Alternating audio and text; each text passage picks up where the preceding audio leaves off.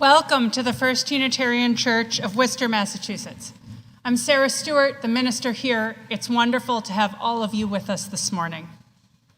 I'm leading worship this morning with our Director of Music, Allegra Martin, Assistant Director of Faith Development, Abigail Hannaford-Riccardi, and our broadcast tech, Eugene Rossi. Susan and Bob Shaw are our head ushers this morning. We are very pleased to have our wonderful guest musicians with us this morning, Tim Antonelli, Mark Kennedy Rokas, and Ryuji Sato. It is going to be a wonderful morning of music, so this is a gentle reminder to hold applause for the end when we can show all of our gratitude all at once. Here at First Unitarian Church, we strive in loving fellowship to honor the sacred, connect with each other, and serve justice. We are a welcoming congregation. Whatever your age, race, class, or nationality, you are welcome here. Single people and families of all kinds are welcome here. LGBTQ folks are welcome here. Those of all physical and mental abilities are welcome here. The doors of this church are open to all, and we are delighted that you are with us today. I welcome those of you who are joining us online. You can like this video to help others find us and subscribe to our channel to find more content. To stay in touch with everything we do as a church, I highly recommend our e-newsletter, which goes out once a week. You can go to firstunitarian.com and click subscribe to our newsletter at the bottom of any page. And if you are in the Worcester area, I invite you to join us at 10:30 every Sunday morning for worship and fellowship. Everybody is welcome to a social hour in the church parlor after the service through either of these doors at the front of the sanctuary. This door on my left is the accessible entrance. If you are a newcomer, please do stop by the welcome table on this side of the parlor to pick up a gift bag, meet a friendly volunteer. It's Vicki Hardy today. Vicki's in the back. She'll be there to meet you. You can, if you have questions, we can answer them. Like I said, we have a gift bag for you, and you can also sign up to receive the newsletter there. There are some announcements in your order of service. I have some additional announcements. I'm starting with a correction. Our youth groups are not going hiking in this weather today. So instead, the youth groups and their families are invited to go bowling this afternoon. We are going to try to reschedule the hike, and we'll keep everybody informed. This Sunday at noon, upstairs in the chapel, I am leading a spiritual practice class. This will be a monthly exploration of the spiritual practice of silence. Today, we'll just be talking about the role that prayer and meditation has played in our lives as children and adults, and the different kinds of awareness that come to us through spiritual practice. Everybody is welcome. Noon in the chapel. That is upstairs. There's staircases on either side of the dining room. We also have an elevator. You want to go to the third floor on the elevator. And the chapel is the room with chairs and a carpet, not the room that looks like a gymnasium and has children playing in it. So everybody's welcome there. In 2 Sundays, we have our wonderful Music Sunday coming up on the 27th. Our choir is singing a Bach cantata. This is part of Music Worcester's decade-long Bach project to perform all of J.S. Bach's works over the course of the next decade. So our choir is performing along with a small Baroque orchestra and a guest organist. I hope we have a really good showing for Music Sunday. And then on the first Saturday in November, we are holding a golden auction fundraiser, and there are 2 important dates coming up. Next Sunday is the last opportunity to submit an item to be auctioned off. We have some wonderful things already, and we're looking for a few more. There's going to be both a silent auction and a live auctioneer. And then tickets are free, but we do want people to register so we have a sense of how many people are coming. So look for the link in the newsletter and sign up to come to the auction. I think it's going to be a lot of fun. I'm looking forward to getting dressed up and coming here for fun myself. This is the day the Lord has made. Let us rejoice and be glad in it.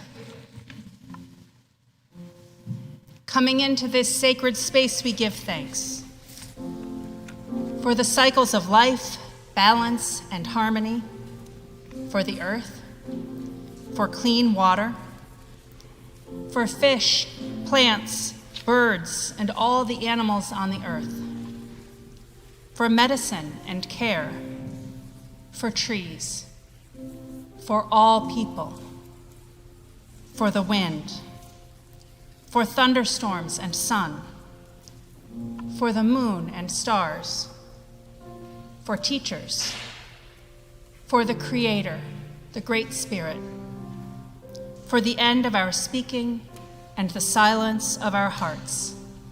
Our minds are one. Amen.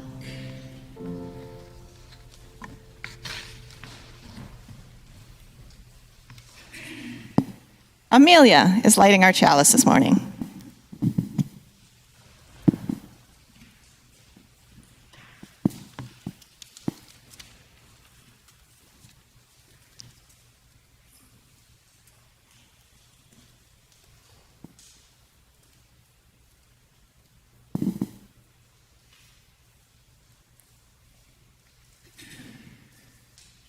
In the spirit of love, we light this chalice.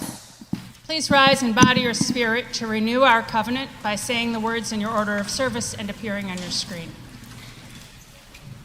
In the love of truth and in the spirit of Jesus, we unite for the worship of God and the service of all.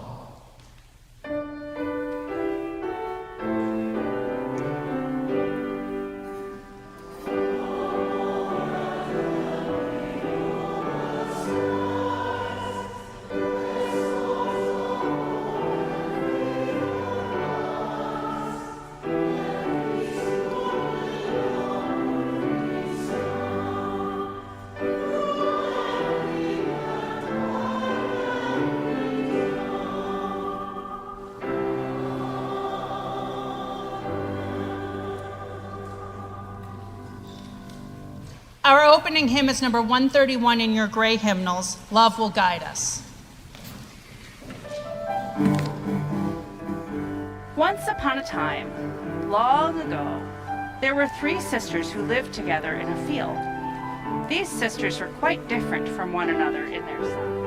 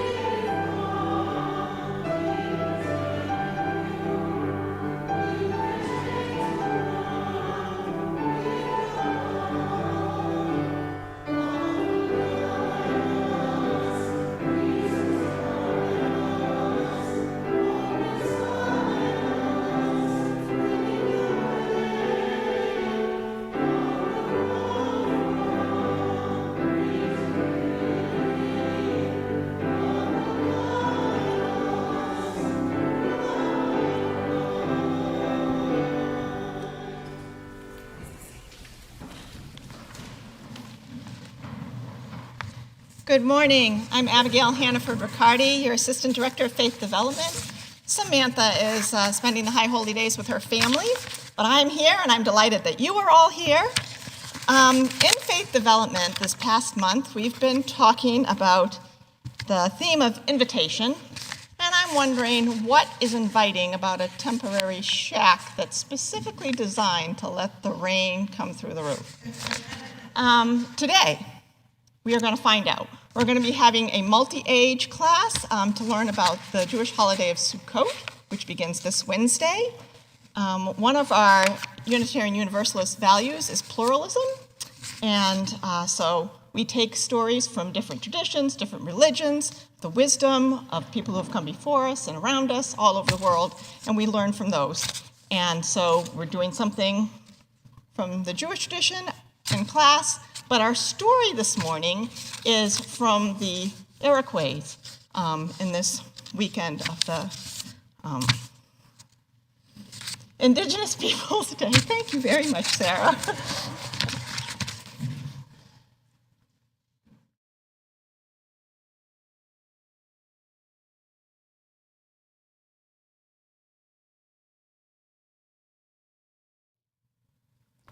Once upon a time, long ago, there were 3 sisters who lived together in a field.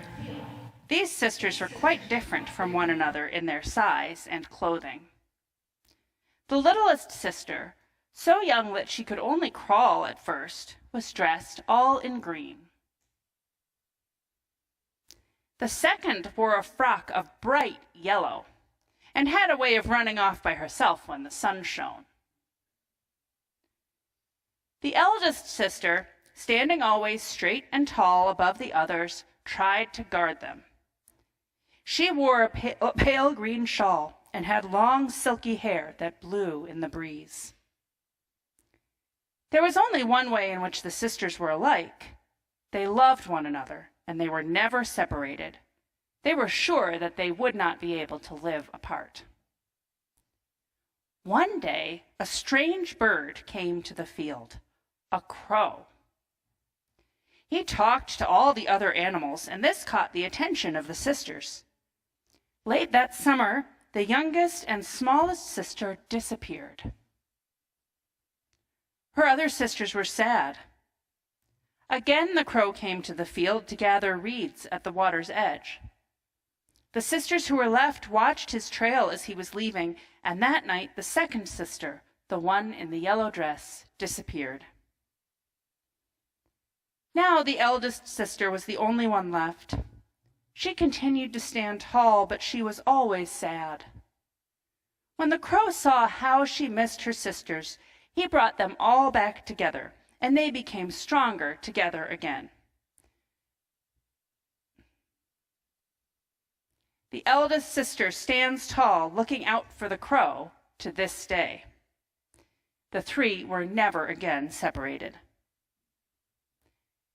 The Iroquois have been growing the 3 sisters for over 3 centuries.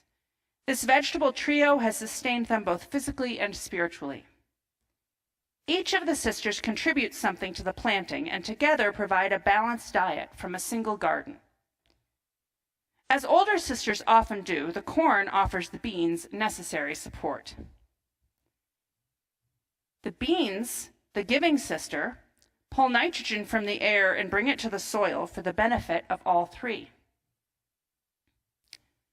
As the beans grow through the tangle of squash vines and wind their way up the corn stalks into the sunlight, they hold the sisters close together. The large leaves of the sprawling squash protect the threesome by creating living mulch that shades the soil, keeping it cool and moist and preventing weeds. The prickly squash leaves also keep away raccoons and other pests, which don't like to step on them.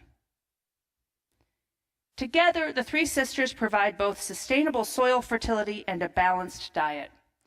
Corn is rich in carbohydrates and amino acids. Beans are rich in lysine, an amino acid which corn does not supply, and squash seeds provide protein and vitamins essential for human growth and development. This tradition of interplanting corn, beans, and squash in the same mounds, widespread among Native American farming societies, has provided long-term soil fertility and a healthy diet to generations.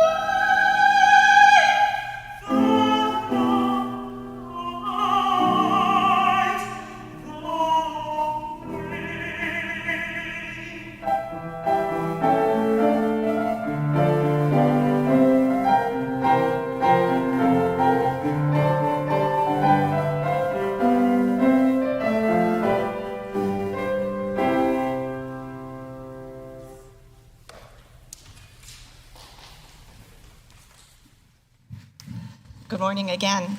So Sarah had mentioned that our youth group are hoping to go bowling since it's rained out the mountain hike. I want to let you know, though, that I need parents' help because right now we have a bunch of youth signed up and we only have 2 adults and we still have extra youth who need space in a car to get there. So if you can help with transporting youth to the bowling alley, that would be greatly appreciated, and you can see me after the service. Right now, I'm going to invite our children and youth to join me in the Bancroft room. If you have a young child, they're welcome to come with you outside, or our nursery is open and fully staffed downstairs. Thank you.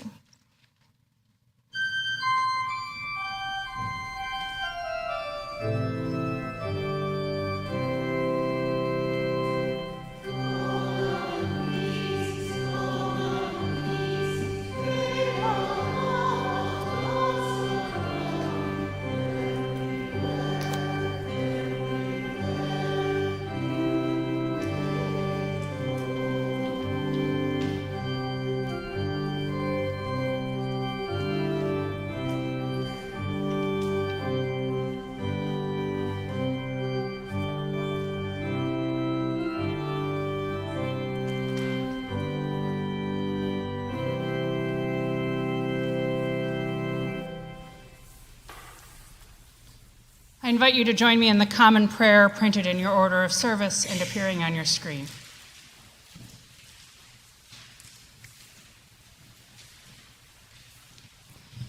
I greet the 4 quarters of the world. Give me the strength to walk the soft earth. Give me the eyes to see and the strength to understand. Look upon the faces of children without number, that they may face the winds and walk the good road to the day of quiet. Amen. Please continue your own thoughts and prayers in silence.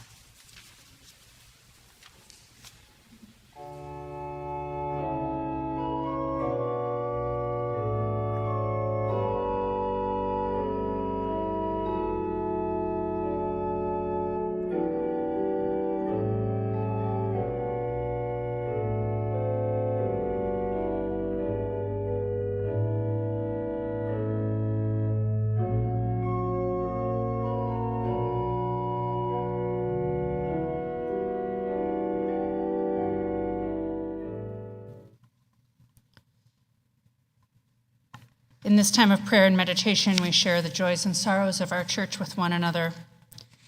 We keep in our hearts all those who are suffering in body or spirit, that they may find healing and peace. We know that there are joys and sorrows which go unspoken among us, and so we reach out to one another in compassion as we say together the prayer of the Tiwa Indians, which is on the insert in your order of service.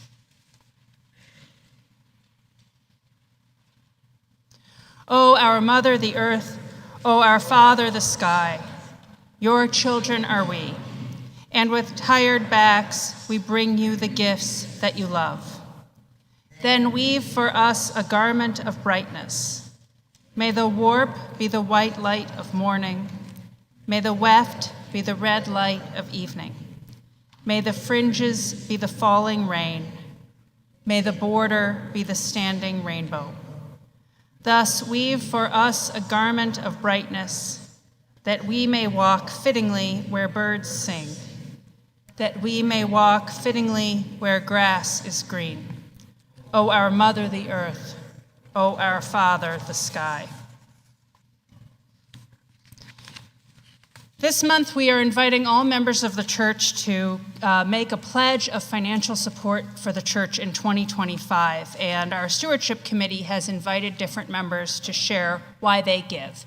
This morning, we're pleased to have Maggie Boone sharing a Stewardship Testimonial with us.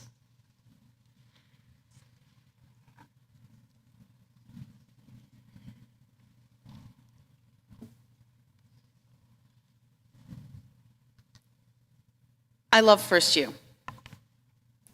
I belong to First U for several reasons. Because I believe in what it stands for, honoring the sacred, connecting with each other, and serving justice. Because I feel like I belong here. I have made many friends and belong to groups that enhance my life, such as the UU Sisterhood and the choir. Because my intelligence and conscience are respected here. Because there is a robust music program. I pledge because I want to keep this extraordinary place going. We have a beautiful building and strong programs, and maintaining them costs money. I invite you to join me in supporting this wonderful church. Thank you, Maggie. All of our ministries at First Unitarian Church thrive because of your support. In the past few weeks, members and friends have been donating items to the church auction that will be held on Saturday, November 2. Both our junior and senior high youth groups have begun meeting. And our Buildings and Grounds Committee has offered its support to an effort to plant pollinator gardens in urban settings, including a possible pollinator garden on our property. The ushers will receive this morning's offering, or you may scan the QR code in the order of service. If you're online, a QR code will appear on your screen. Everything we do as a church is thanks to your support. I invite your generous contributions for the good work of First Unitarian Church.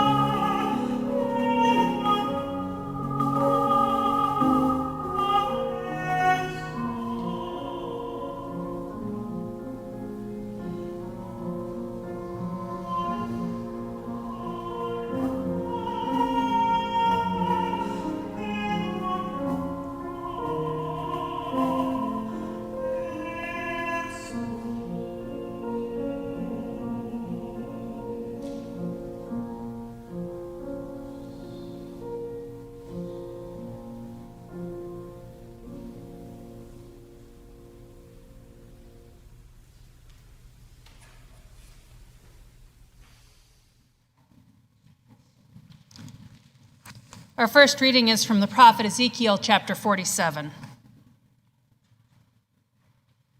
He said to me, "This water flows toward the eastern region and goes down to the Arabah. And when it enters the sea of stagnant waters, the water will become fresh. Wherever the river goes, every living creature that swarms will live, and there will be very many fish once these waters reach there. It will become fresh, and everything will live where the river goes. People will stand fishing beside the sea from En-Gedi to En-Eglaim. It will be a place for the spreading of nets. Its fish will be of a great many kinds, like the fish of the great sea. But its swamps and marshes will not become fresh. They are to be left for salt. On the banks, on both sides of the river, there will grow all kinds of trees for food. Their leaves will not wither nor their fruit fail, but they will bear fresh fruit every month, because the water for them flows from the sanctuary. Their fruit will be for food, and their leaves for healing. Our hymn is number 120 in your gray hymnals. Turn back. Please rise in body or spirit to sing.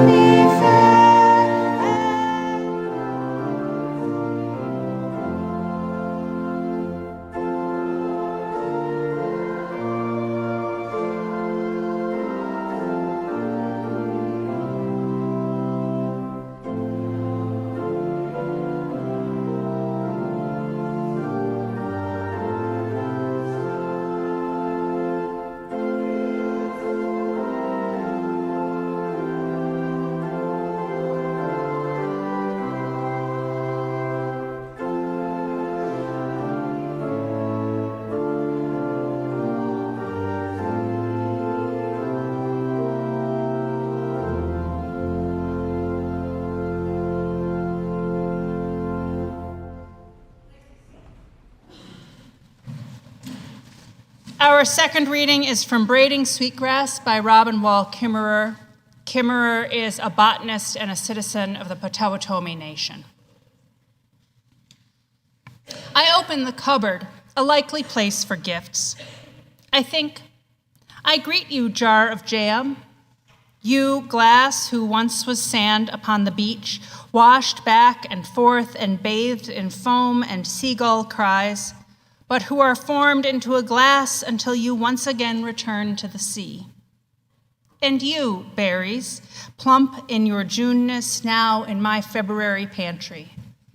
And you, sugar, so far from your Caribbean home, thanks for making the trip. In that awareness, looking over the objects on my desk, the basket, the candle, the paper, I delight in following their origins back to the ground.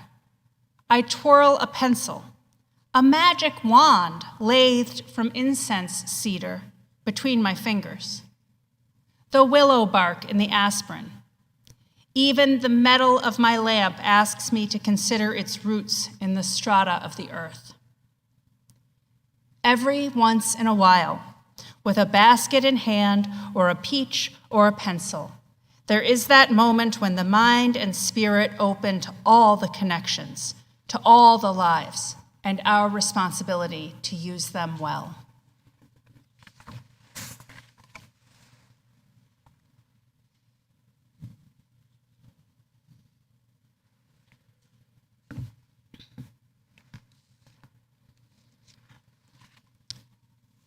When English colonists first arrived on Virginia's shores, they encountered a landscape that they had never seen before. Virginia's rivers flowed to the bay, and along these rivers lived the people led by the King Powhatan, whom the colonists called Powhatan Indians. The Powhatan cleared the forest through strategic burning. This made hunting easier and prepared the ground for plantings of corn, squash, and beans, as we heard in our story this morning. The English were used to bare, even rows, land cleared of all vegetation and plowed by heavy farm animals. To them, that's what agriculture looked like. But Powhatan agriculture was a mix of plantings for food amidst tobacco plants. Historian Charles Mann describes the landscape as charred stumps, hummocked land, and overlapping crops. The land had no fences. America had no large domesticated animals, so the Indians didn't need fences to keep them out of the fields. Between the crop fields, the Powhatan remained fallow meadows for common use, thick with grains, medicinal herbs, and foraging greens. There were no wide, even roads like there were in England because there were no horses. The Indians used canoes in the rivers. The rivers were their thoroughfares. In those Powhatan fields rich with crops, the squash vines and bean runners ran rampant. To us, now familiar with these New World crops, it would look like a prosperous garden. But to the English colonists, it looked like nothing. They didn't even recognize it as agriculture. The people here aren't even using this land, the colonists thought. It must be here for us. This way of thinking, repeated in so many times and places throughout the encounter between the Old World and the New, led to deep conflict between the Jamestown colonists and the Powhatan. At first, the two communities bartered, negotiated, and forged a shaky peace. The Powhatan traded food, which the colonists desperately needed. But in 1609, newly arrived colonists attacked an Indian settlement, burning the homes and stealing their wealth. This meant war. By that winter, the colonists had locked themselves inside their fort and were starving to death rather than risk contact with the Powhatan. Here in Massachusetts, the initial contact was more peaceful, but by the 1670s, the English were engaged in war with the Wampanoag and Narragansett nations. Looking back, we can wish for it to have been different. There was so much room in North America for both American Indians and European immigrants.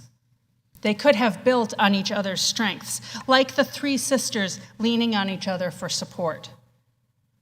The encounter was so foreign to both parties, and the illnesses the Europeans brought with them were so devastating to the Indians, that the possibility of cooperation was overwhelmed by circumstances and fear. It's easy to look back on history and see the faults. What is much harder is to do better ourselves today. Fear of difference still drives division and violence between people.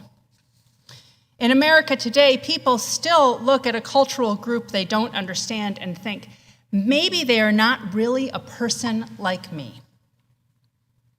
Take the false rumor spread by Senator Vance that Haitian immigrants in Ohio were eating pets. Not only are there no reports that this has actually happened, But that fear, that false rumor, has been tied to one immigrant group or another since at least the 1980s. Then it was fear of Vietnamese immigrants, again with no proof or evidence that this was happening. Today, it's aimed against legal Haitian immigrants in Ohio. This kind of fear is being weaponized this election season because fear drives donations. New communities of immigrants are coming to America as they have since those first encounters on Virginia's shore. Political leaders encourage fear of those immigrants. Fear of differences not just around immigrants. Adults and young people are exploring new ways of expressing their gender and sexual orientation, and electioneering invites fear of those personal identities. Fear then leads to political divisions which are deeper in America than ever. The Pew Research Centers report that 90% of partisans in both major parties say that if the opposing candidate wins in this upcoming election, our country will suffer serious harm. We like to think that our advancements since the 17th century have given us a more enlightened perspective on political difference and history. We like to think that we now would do better if we were having first contact with Native Americans or with a new group of people. We think we could build peace. But we are still subject to fear.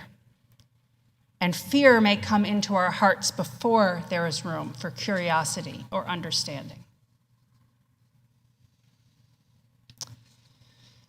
It's ironic and sad because, like the Three Sisters, our system of government itself in the United States is built on a strong and diverse philosophical base. The democracy that grounds the election we're about to have is built on a partnership between European Enlightenment thinking and Native American practice. Europeans had learned through hard-won experience that the right to decide what should happen to the community and the nation belonged to more people than just the king. Those rights has expanded over the years to the landed nobility, who could be counted on to fight in times of war, to the fighting men themselves who demanded a say. By the time Thomas Jefferson drafted our Declaration of Independence, he was ready to say that all men were created equal. And then, imagining the Constitution for the new United States of America, Ben Franklin drew on the practice of the Haudenosaunee Confederacy. The Haudenosaunee Confederacy is the oldest government institution in North America. 6 different nations in the Great Lakes region came together to draft and maintain a peace for centuries. Called the Great Peace, their society was matriarchal and consensus-based. It involved an intentional balance of power among men, women, young people, and old. Responsibilities and privileges were shared among those 6 nations. It is from the Haudenosaunee Confederacy that we get the separation of powers in the Constitution.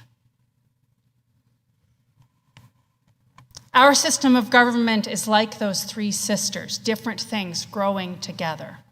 The separation of powers from one culture and individual rights from another. They form the hybrid strength of our government, like bean plants thriving on the cornstalk. And since the founding of the United States, rights have only continued to expand. All white men, and then after the Civil War, all men. 100 years ago, women. In 1971, 18 to 20-year-olds. And now every adult citizen, with the exception of some people who have committed felonies, have the right to vote and participate in our democracy.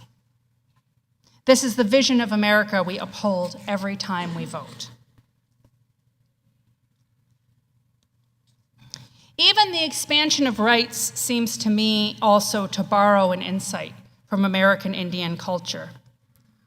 Not government this time, but from the spiritual outlook of the Potawatomi people.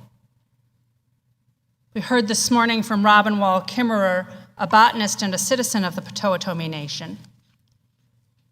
She wrote that essay after she had learned from a master basket weaver how to make a black ash basket.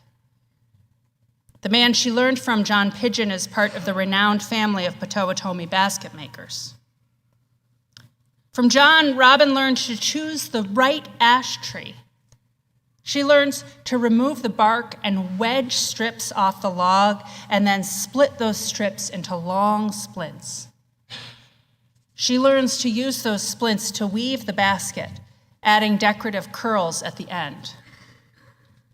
All the way along, she is taught gratitude for the life that makes the basket possible, the life of the forest and the tree, the life in her body, and the life in the community that preserves this art and wisdom. It is when she goes home that she sees this life in all the objects in her kitchen, from jam jar to pencil. Everything has something to say about life on this earth. We humans get a vote, but all life speaks.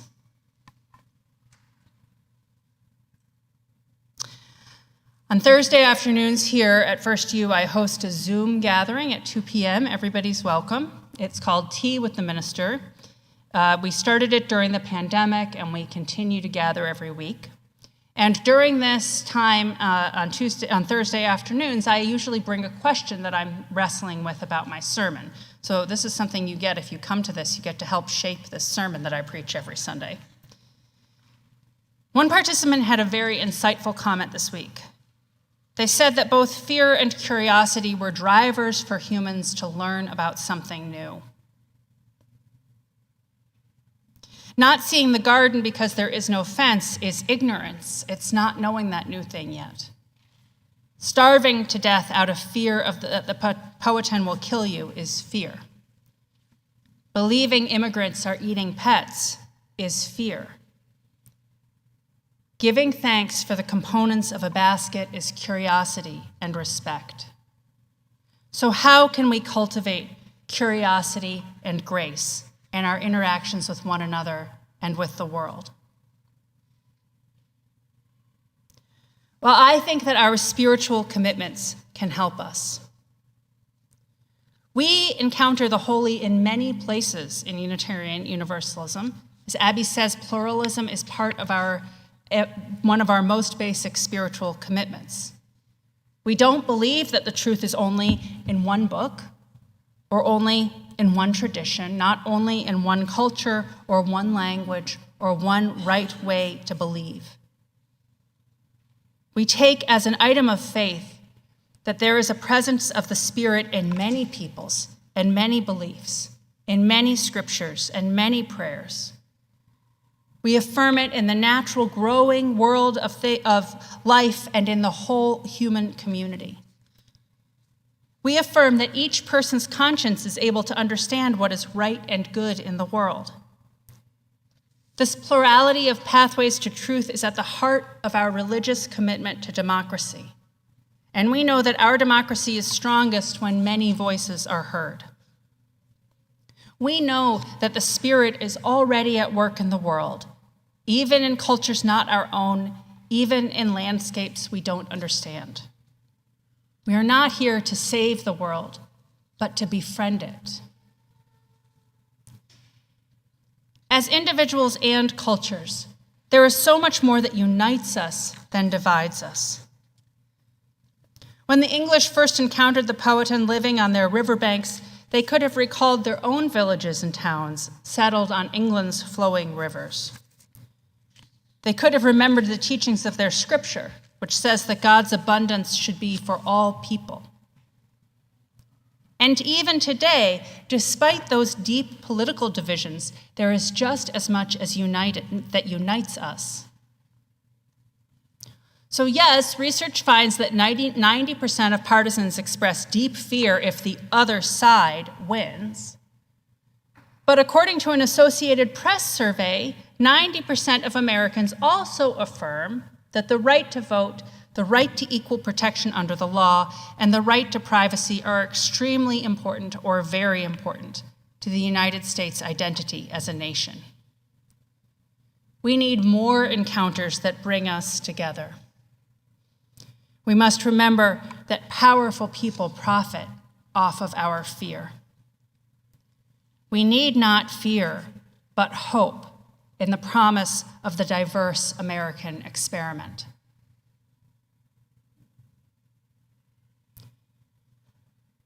In preaching about American Indians, there is always the danger that I will treat Native communities as though they only existed in the 17th century. But Native communities thrive in North America today, so I want to leave you with a promising story of cooperation between the U.S. government and the Chumash Nation in California. A section of coastline off of Central California has been sacred to the Chumash for centuries. They successfully protested the building of a liquefied natural gas terminal and wind turbines on that coast. But in 2014, a Chumash leader proposed that the coast and the waters off of it become a national marine sanctuary.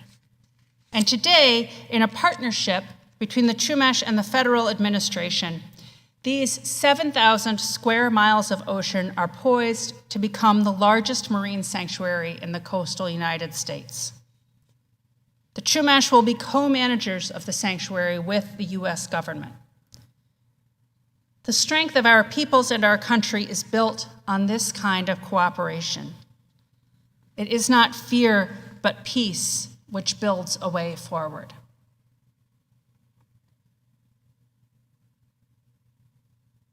We can set the fear aside. We don't face the existential risks that either the colonists at Jamestown or the Powhatan people did. We're not starving to death or dying of smallpox. The fear is still part of our DNA, but our spiritual communities can help us choose hope instead. In this election season, I invite you to stay true to your values in the ballot box and in your interactions with others. Curiosity and cooperation will take us farther than fear. I love you all. Amen.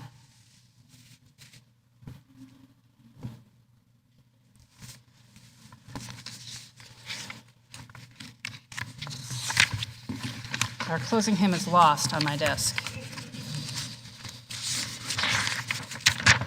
Our closing hymn is number 148 in your gray hymnals, Let Freedom Span Both East and West. Please rise and body your spirit to sing.